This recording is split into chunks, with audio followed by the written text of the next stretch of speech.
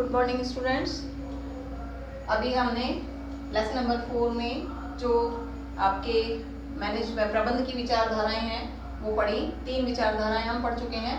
आज हम चौथी विचारधारा पढ़ रहे हैं, विलियम ऑची की जेड विचारधारा।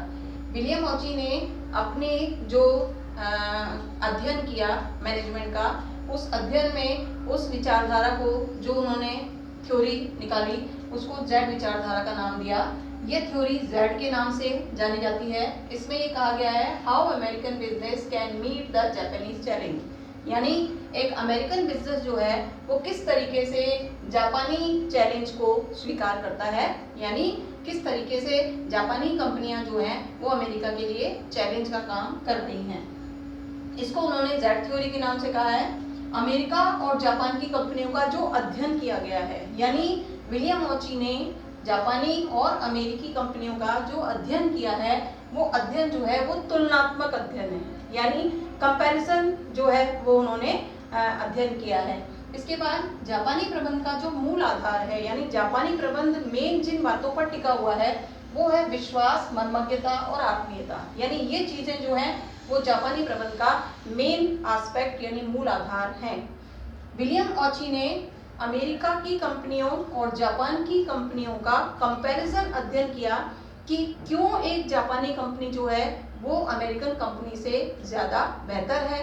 क्योंकि जापान की जितनी भी बड़ी बड़ी कंपनियां थी उन बड़ी बड़ी कंपनियों का उन्होंने अध्ययन किया और अध्ययन करके उन्होंने ये पाया कि किस कारण से जो है जापान की कंपनियां अमेरिका की कंपनियों से ज़्यादा आगे हैं। ये देखने के लिए उन्होंने जापानी प्रबंध में कुछ विशेषताओं को देखा कि जो विशेषताएं हैं जापानी कंपनी में वो उन विशेषताओं के कारण जो है वो अमेरिकन कंपनियों से आगे हैं।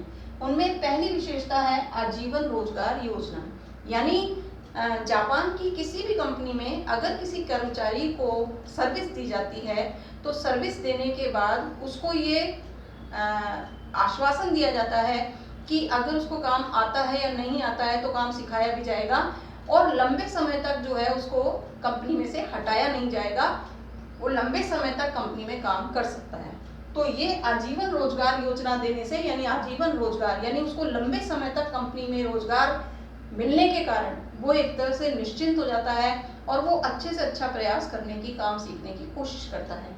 इसके बाद है मंद गति से मूल्यांकन और पदोन्नति। जो जापानी कंपनियां हैं उनका मानना यह है कि किसी भी व्यक्ति के काम का आकलन करने के लिए 1 या 2 साल का समय जो है वो पर्याप्त नहीं होता, बल्कि उसका लंबे समय तक यानी लगभग 10 वर्षों तक उसके कार्य को देखा जाना चाहिए।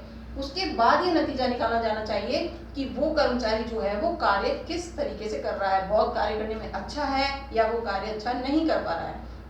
तो किसी भी कर्मचारी का कार्य का मूल्यांकन करने के लिए कम से कम 10 वर्षों का समय दिया जाना चाहिए, यानी जो मूल्यांकन है वो मंद गति से होना चाहिए। और जापानी कंपनियां ये मानती हैं कि जो पदोन्नति है वो भी लंबे समय के बाद की जानी चाहिए और जो पदोन्नति है वो लंबवत, यानी जो नीचे वाली पद है उससे ऊपर और उससे ऊपर ऐसे लंबवत नहीं होनी चाहिए, बल्कि समानांतर होनी चाहिए। पहले एक विभाग में काम करवा दिया जाए, फिर दूसरे में, फिर तीसरे में, ऐसे करके एक व्यक्ति को सभी विभागों का विशेषज्ञ बनाना चाहिए। तो जो आपकी पदोन्नति है वो लंबवत ना होकर के समानांतर होनी चाहिए। इसके बाद है जीवन वृत्ति पथ। जीवन वृत्ति पथ का मतलब होता है कि किसी भी व्यक्ति को अगर नौकरी दी गई है तो उसकी नौकरी के साथ साथ उस जो आपके प्रबंधक हैं उनको ये भी ध्यान रखना चाहिए कि उसको और जो सामाजिक आवश्यकताएं हैं या उसको और जो आवश्यकताएं हैं उनका भी जो है वो ध्यान रखना चाहिए कि उसको जो जो आवश्यकताएं हैं वो उसकी पूरी हो। यानी सर्विस के साथ साथ उसको जीवन से संबंधित जो आवश्यकताएं हैं उनको भी जाना जाना चाहिए और उन आवश्यकताओं की पूर्ति के लिए भी प्रयास किया जाना चाहिए। इसके बाद है मानवीयता पर बल। जापानी कंपनियां अपने कर्मचारियों के से जो काम करवाती हैं वो मानवता के आधार पर करवाती हैं। एक कर्मचारी को कर्मचारी समझ करके काम कराती हैं, उनके ऊपर कार्य का बोझ नहीं डालती या उनका कार्य जो है वो उनको जबरदस्ती नहीं थोपा जाता। वो जितना वर्क कर पाते हैं उतना ही उनसे काम दिया जाता है, इसलिए वो मानवीयता पर बल देती हैं। इसके बाद आपके 5th है सामूहिक निर्णय। जापानी कंपनियों का जो विचार है वो ये है कि कोई भी कार्य अगर हो रहा है तो उसमें किसी एक व्यक्ति की विशेषता से वो काम अच्छा नहीं हो रहा है, बल्कि पूरा का पूरा ग्रुप काम कर रहा है तब वो काम अच्छा हो रहा है। तो उनका जो निर्णय होता है वो सामूहिक निर्णय है, यानी किसी एक पर्सनल व्यक्ति के लिए नहीं है वो निर्णय, बल्कि वो एक पूरे समूह के लिए है, यानी पूरे जो ग्रुप है उसके लिए है। तो उनका जो निर्णय होता है वो सामूहिक निर्णय होता है, यानी ग्रुप के लिए होता है, पर्टिकुलर एक व्यक्ति के लिए नहीं होता। इसके बाद है मानव संसाधन विकास। मानव संसाधन विकास का मतलब होता है कि अगर एक व्यक्ति किसी चीज को, नई चीज को सीखना चाहता है, नई टेक्नोलॉजी सीखना चाहता है, किसी और क्षेत्र में वो आगे बढ़ना चाहता है, तो उसको वो विकास करने के अवसर प्रदान किए जाने चाहिए, जिससे कि वो अपना जो मतलब अपने आप को आगे बढ़ाने का जो प्रयास कर रहा है वो उसको उसमें सफलता मिले। तो ये मानव संसाधन विकास भी वहाँ का एक महत्वपूर्ण कार्य है। इसके बाद है अनौपचारिक नियंत्रण।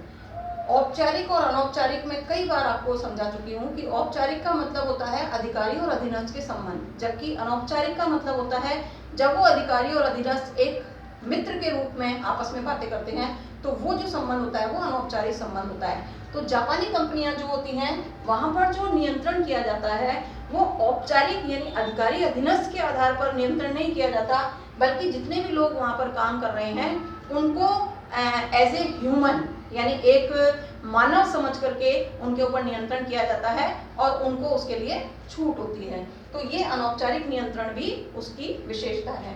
तो हमने जो ये टॉपिक पढ़ा, हमने इस टॉपिक को पढ़ करके ये जाना कि अमेरिका की कंपनियों से जापान की कंपनियां इसलिए आगे हैं क्योंकि जापान की कंपनियों में इन चीज़ों पर ज़्यादा ध्यान दिया जाता है, और ये कंपैरिजन ही ये बताता है कि किसी भी देश की कंपनी अगर तरक्की कर सकती है तो उसमें इन विशेषताओं का होना ज़रूरी है।